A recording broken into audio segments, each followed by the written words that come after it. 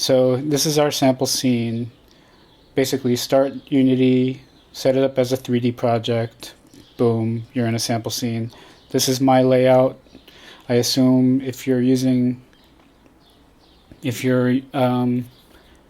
looking up this information, you know how to use Unity by now, because there's going to be some coding.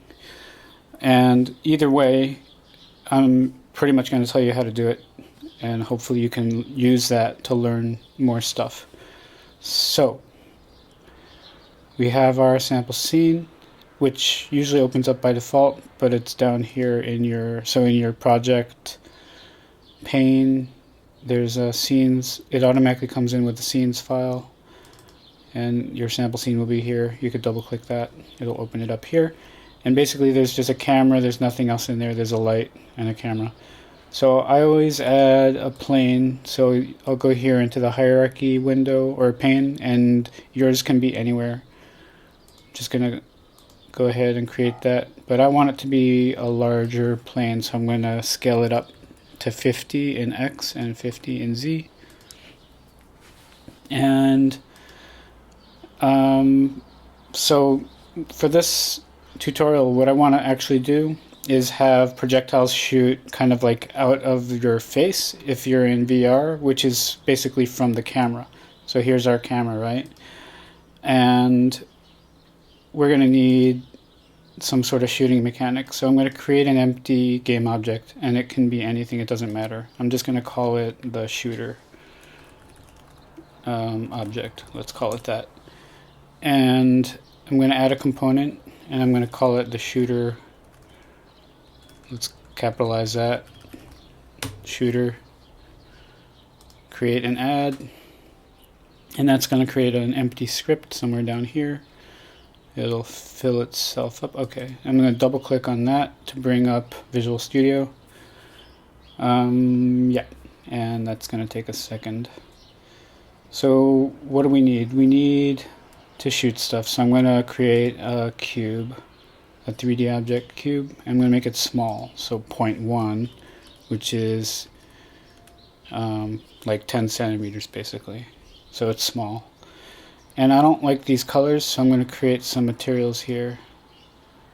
I'll start with one, and I'm just going to name it red MTL, so I'm going to make that red, reddish. I'm going to Control D or Command D if you're on a Mac. Okay, that didn't work, so I'm going to do that again. Control D, and I'm going to call this like gray, I guess. So I should change that color. Sort of grayish. Pretty dark, I guess. And I'm going to drag gray over to the ground and red onto the cube, which I'm actually going to call that, hold on, click on that. I'm going to call that a projectile.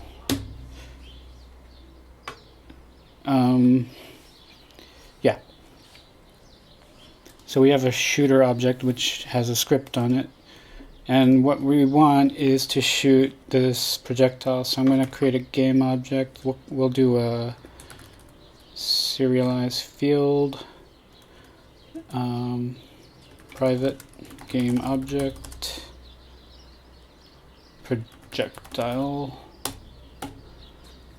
and so we're gonna fill that in with the cube later. And I want this thing to shoot already, so here's what I'll do. I'm gonna have a transform.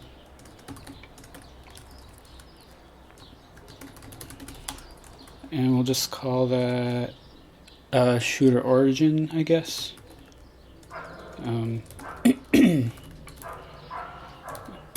Xform, and in the start I'll go ahead and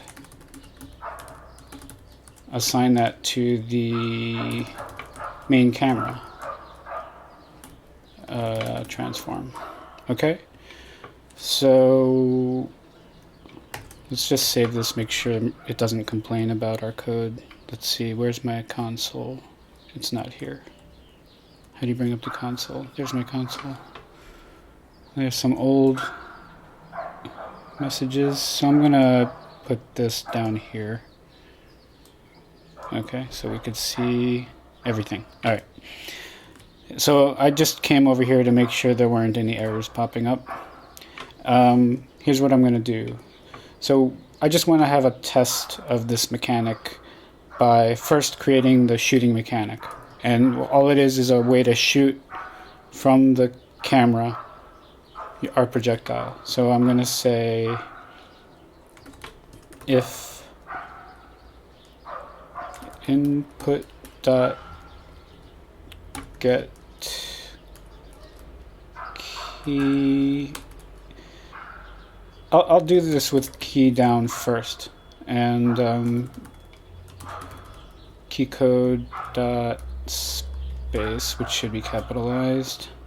So basically, we're saying if it in the update function, which runs in every frame, if it detects that you've pressed the spacebar down during that frame, then it's going to do something, whatever's inside the brackets. So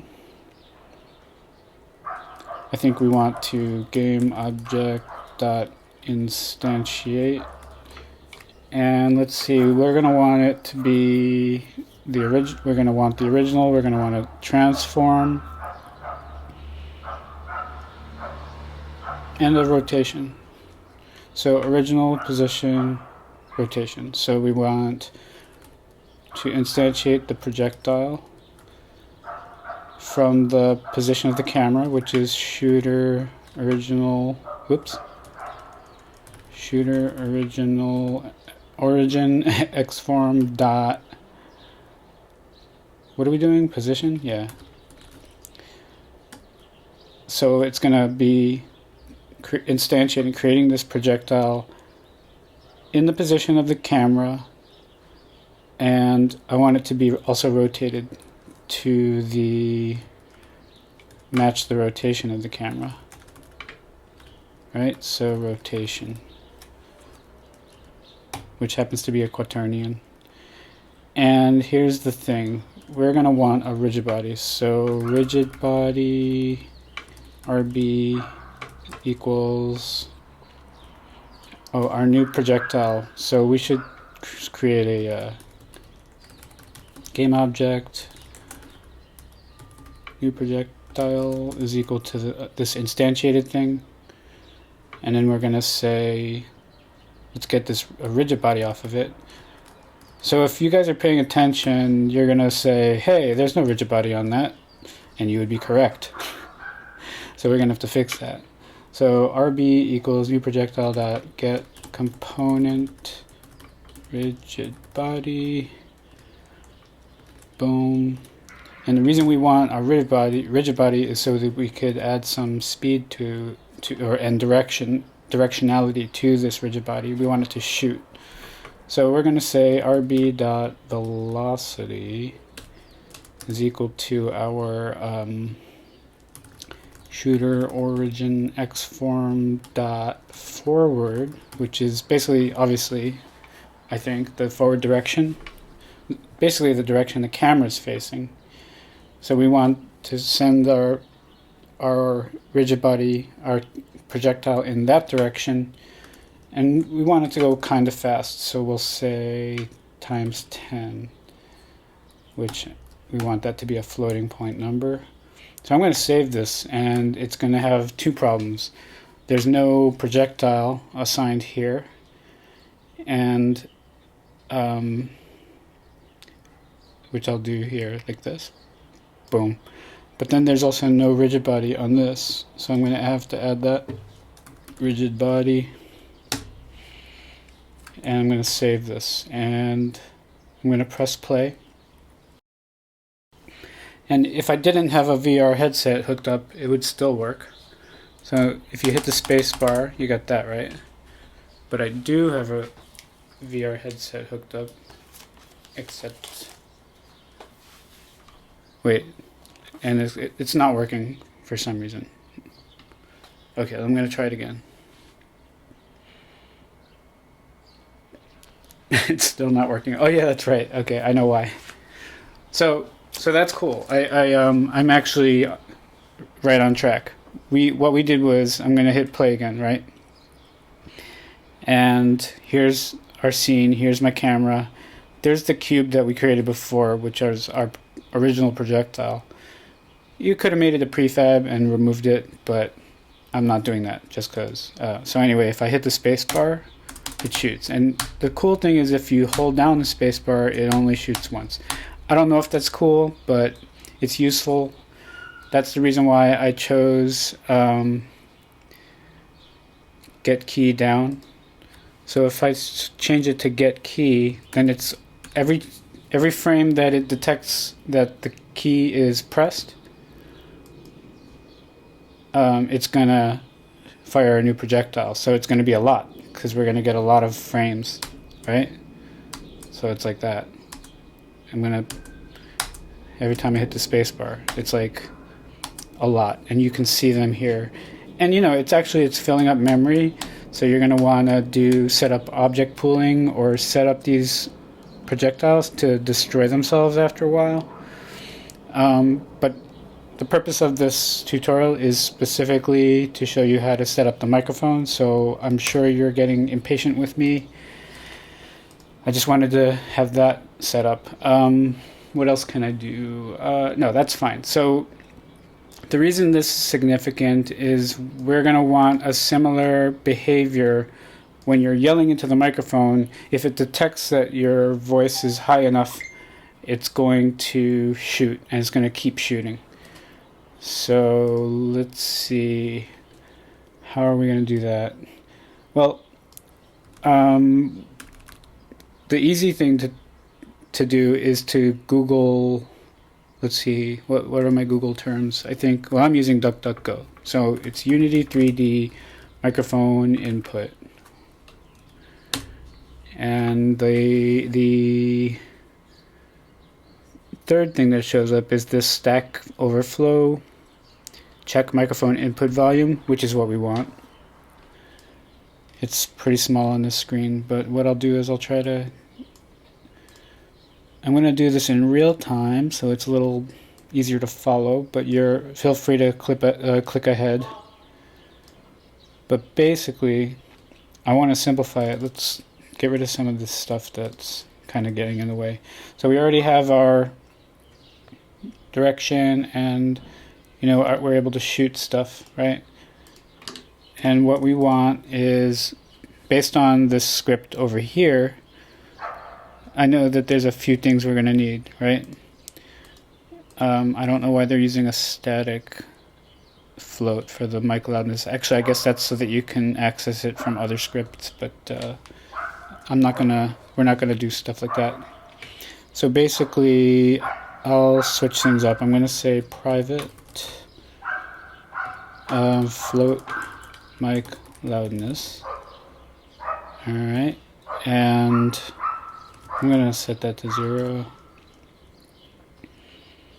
We're going to need this private string underscore device.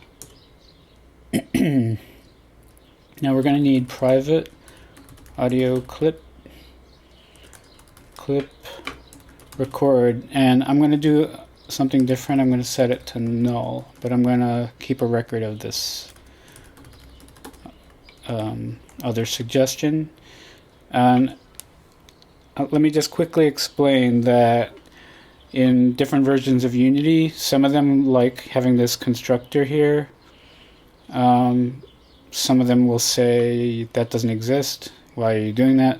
So it's easier to just set it to null because we're going to set it later on. And just a bunch of other little things that really, they're just kind of a convenience to have them separated into variables. Sample window.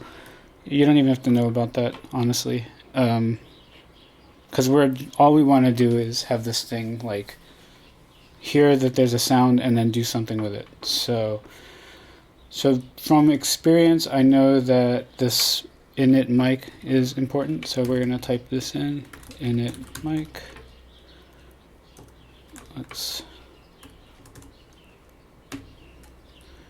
Okay, if underscore device is null. So if it hasn't already assigned a device, we're gonna set that up. So device is equal to microphone dot devices, and it's setting it to 0, which is like the default microphone in your system.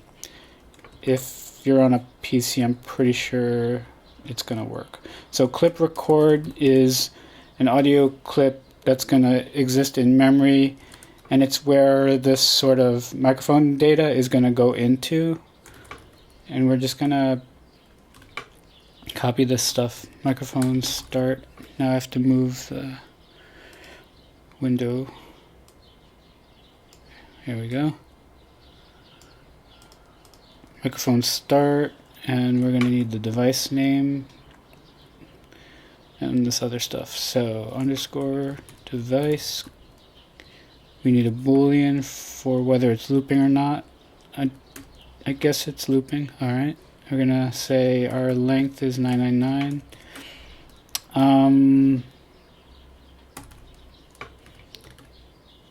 And 44,100. We're just going to trust these values. And just for the heck of it, because it's probably nice to see it in the log, we're going to log the clip, I guess. It's only going to show up once. And we're going to need it. Okay, we'll worry about... Okay, what I'll add next is this on enable. And I'll just put it up here. It's easier to read. So in on enable, we're going to init mic. And we're going to ignore the initialize part. So I'm doing a simplified version of what this person did here. So far, when the project runs, it's going to enable, it's going to go on enable, and it's going to init the mic. And it's not going to do anything. So I'm going to just hit play here, and it should... It's throwing a few warnings, but it's not like... Oh, okay. Well, anyway, it's fine. I'm going to hit the space bar. It's still doing that. That's pretty cool.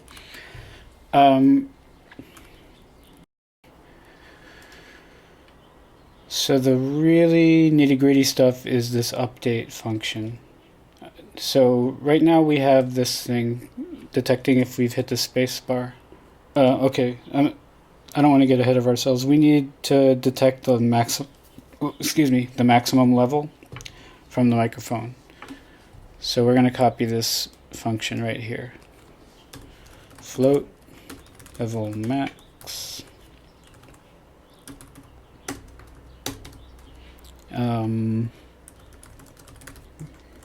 Float level max equals 0. Float array wave data equals new float, and we're going to use that sample window variable from above, which is 128. Did I say window? Sample window float, and then we're going to int mic position, and this is some weird stuff that I don't think I fully understand, but it seems to work. So null minus underscore sample window. I'm just going to tab complete +1, and okay, and then we're going to if mic position is less than 0. I'm just going to shorthand this. Return 0. It's not really good practice, but we're all friends here. I don't know what I just did. Did I change the size? Whoa. Did I? Okay. Alright. Mic position. Where are we? Mic position. So we got clip record. Oh, sorry, I gotta type faster. Clip record. dot get data wave data like position, close that. Now we're just going to loop through it for int I equals 0, I less than sample window. I don't know why they're putting the plus plus in front of the I. It might be fine.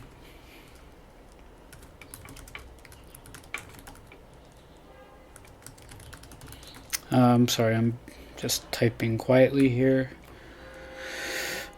Trying to concentrate.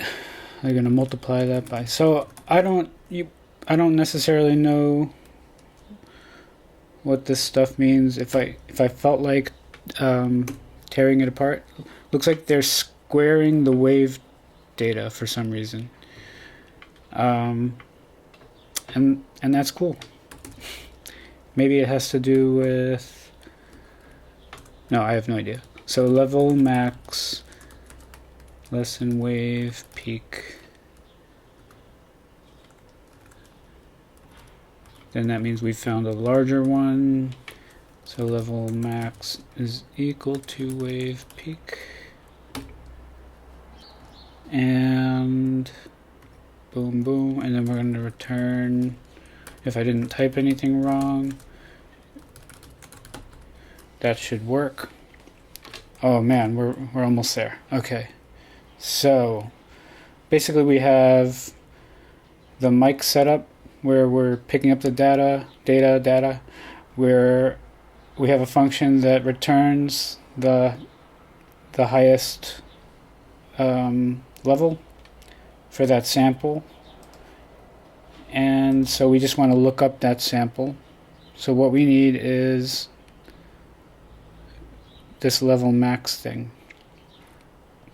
So we're going to say, we already say if input get key space, right? We're going to say or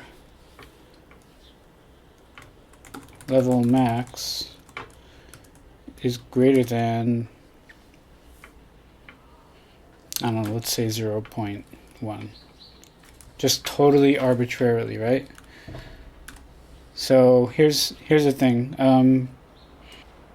I don't know what microphone it's using because we are not setting it up for. So it's not picking up my audio, but it is picking up my spacebar.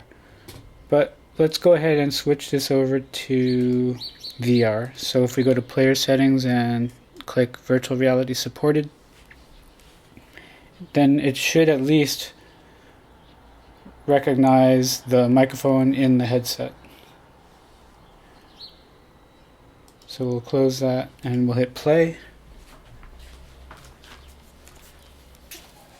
So this is the fastest way you can set up VR, which is to have a regular scene with a regular camera. Okay, it's an okay, ready? Yo!